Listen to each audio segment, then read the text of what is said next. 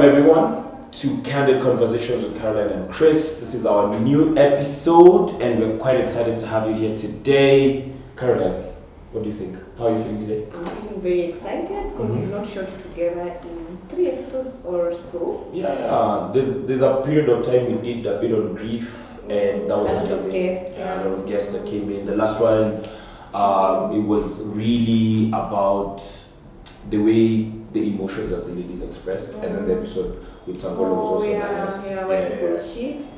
So we've missed you on the show. I'm here. Welcome back. I'm back. I'll try to keep my voice a bit low because I usually have so much energy, but no, it's okay. I think it's fine.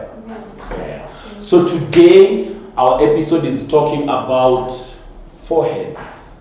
Why do people, most of the ladies nowadays, have crazy big foreheads? And I just want to ask Caroline, what's going on? What are we missing something? What's going on with the foreheads? Because the women are doing, the thinking. Oh, the thinking. Yeah. Don't ask me what the men are doing though. So as we're not thinking, so our foreheads are. I didn't say that. I just said the women are doing the thinking. Wow. But not really. That's what we're talking about today. Today we're actually talking about marriages, and the point or the main conversation is: do they really work? Do we feel that the institution of marriage is something that makes sense, right? Is it something that people want to go into? For example, I'll start with statistics, for example, right? One thing we know, first of all, in Kenya, 40% of marriages fail. End up in divorce. Which is failing anyway. Yeah. Failure. But then again, at the same time, most of them are initiated by women. Up to 60 to 80% are initiated by women. So it's a raw deal for men. And me, I'm here to speak on behalf of the guys and just ask, like, honestly, what's going on? Like, is it something that is not desired? Is it something we're missing? Should we even just consider marriage in the first place? Why do you think women initiate the divorces? We can start there. I don't know. I think maybe that commitment and sticking to the guns and thinking about even the hard times, and because most of the times, like, consider COVID. Most of the divorces during COVID were quite high. Men lost their jobs. They couldn't fend for their families.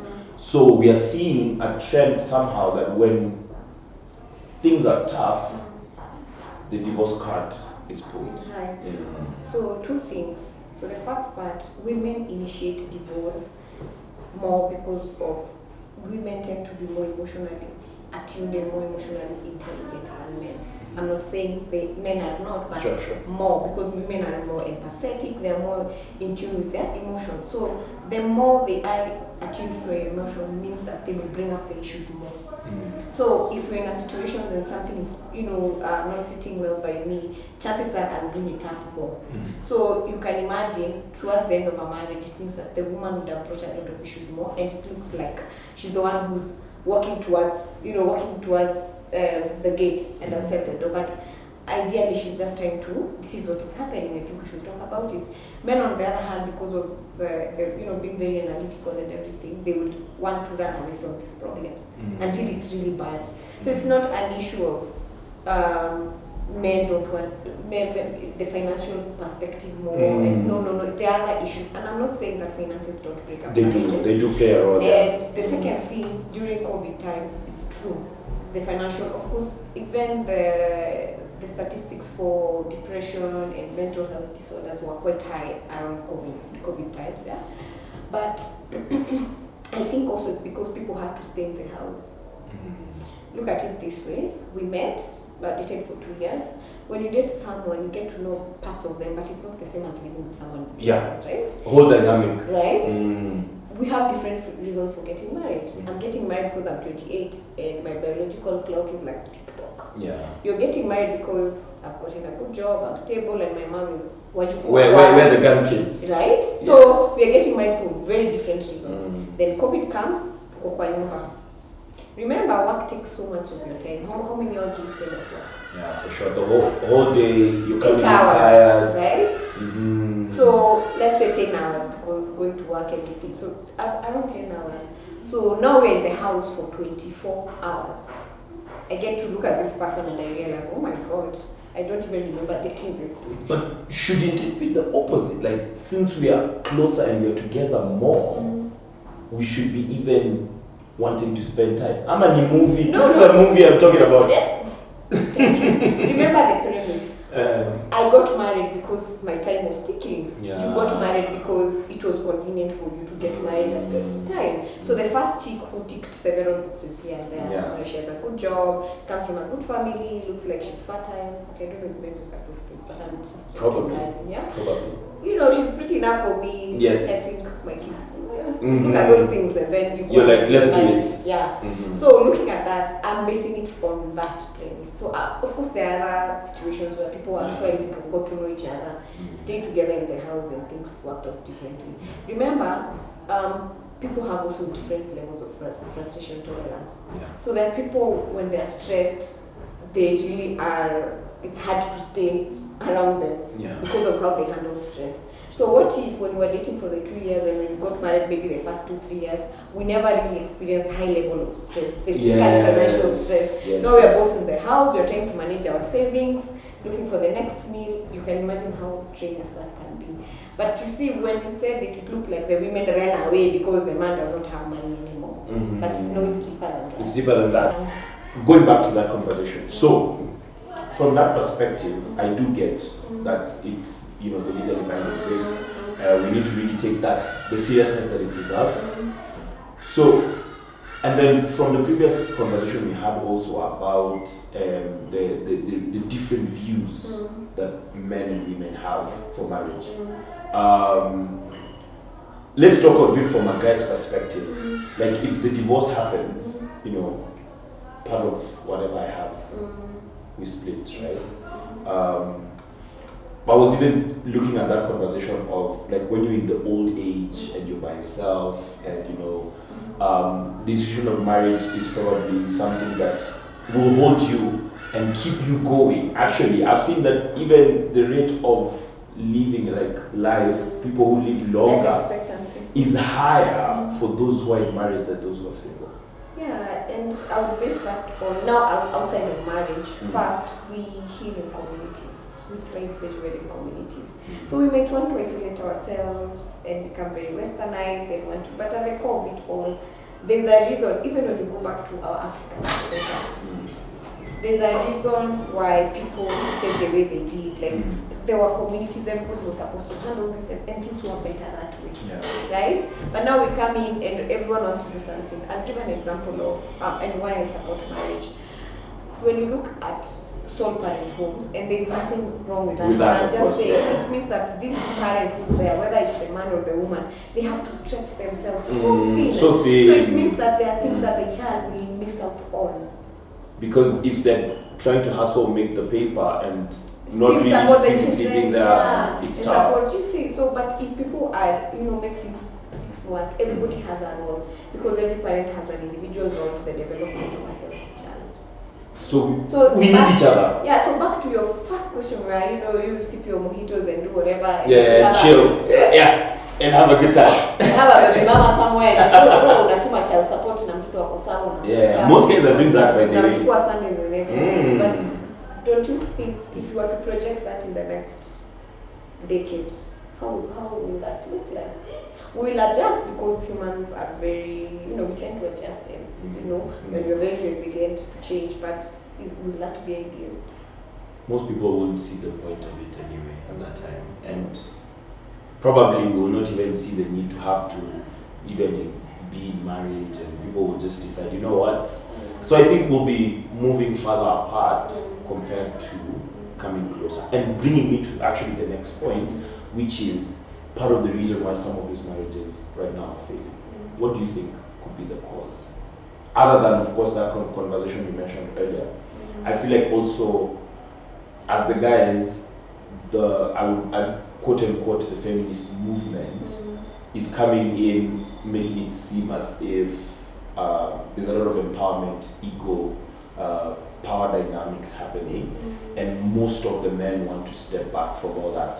I was having a conversation with a friend, and they were saying that men right now want to go back to the 50s and the women want to progress to 2050. to 2050. It's a whole different dynamic of thinking.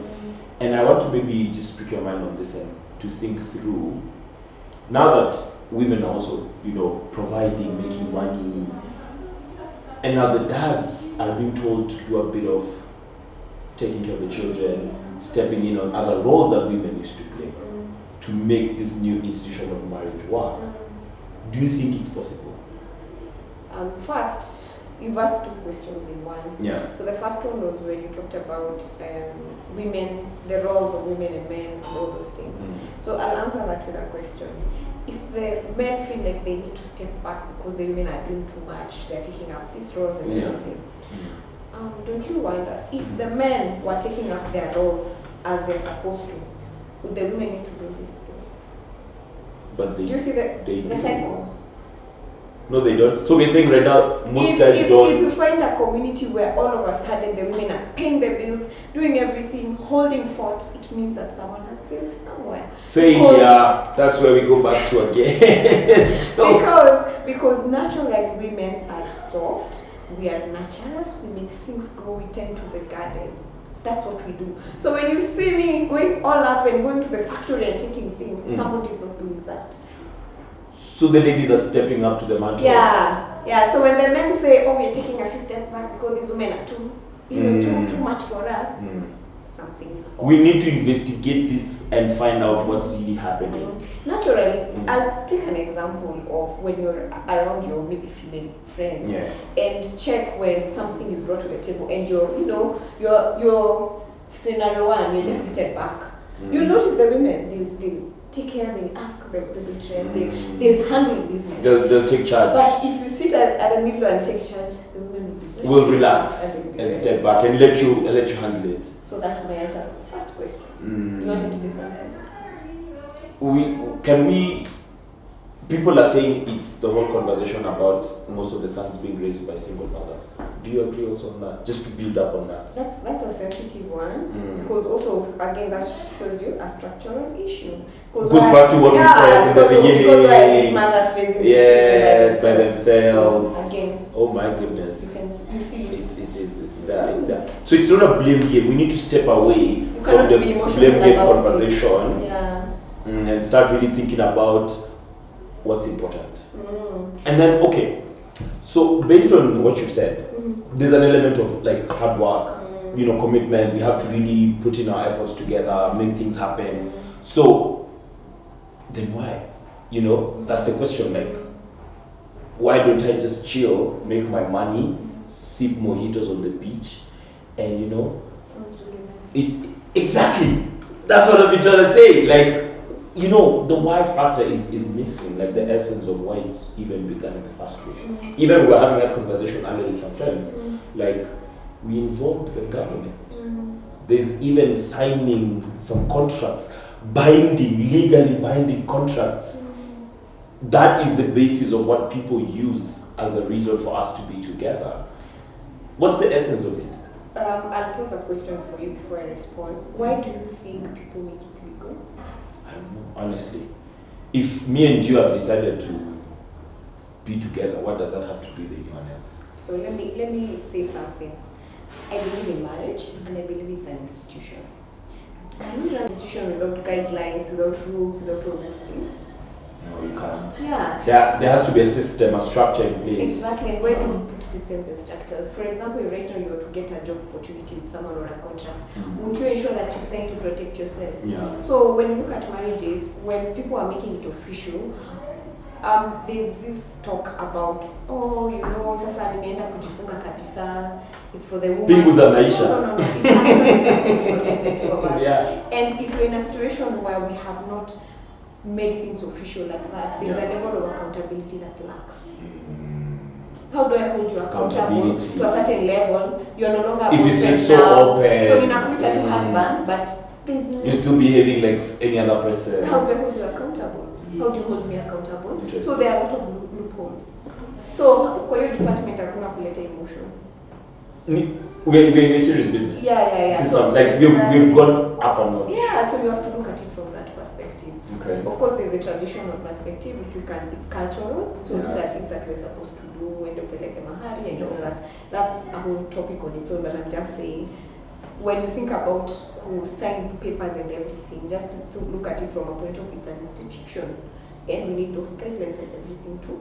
To make sure that it actually works. Yes, and it also protects the children. Oh yes, the offsprings. The most important part of it, which is to make sure that both of you actually commit to make sure that the kids are well taken care of. Yeah. Bringing it back, arranged marriages versus what we would say normal marriages, because now it has that structured bit, but does that mean then those ones that are more aligned, organized in that way will work more than? I may not have the statistics, but I think they work better than this other one. Yeah. Right? Because but I don't have enough information. Then, but I would like someone to come in and give us more, info. Yeah, put it in the comments. Arranged marriages versus the I don't know what to call them. Non-covenant marriages, non-arranged marriages. What do you think about it? Do you feel that is, better? Does it work? Write for us in the comment section. You gotta put God first always. 5, 4,